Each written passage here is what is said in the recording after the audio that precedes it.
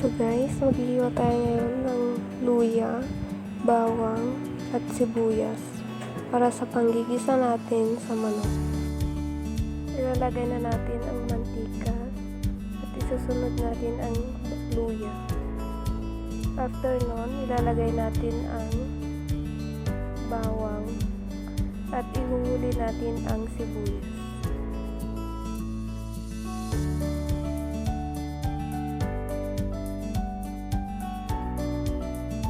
And after nun, ilalagay natin ang sibuyas. Hintayin natin mag-golden brown.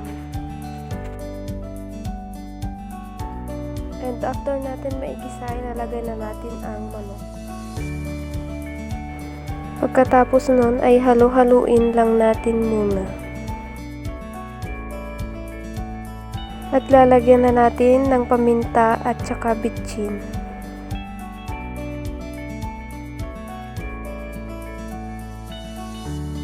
Habang kumukulo ito, hintayin nating lumambot ang karne ng manok. And after nun, lalagyan natin ng soy para kumapit ito sa manok.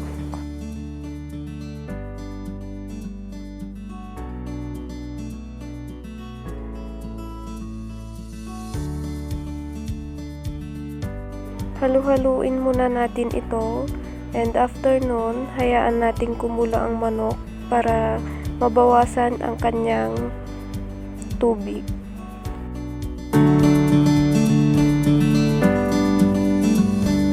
And after nun, ito na ang kanyang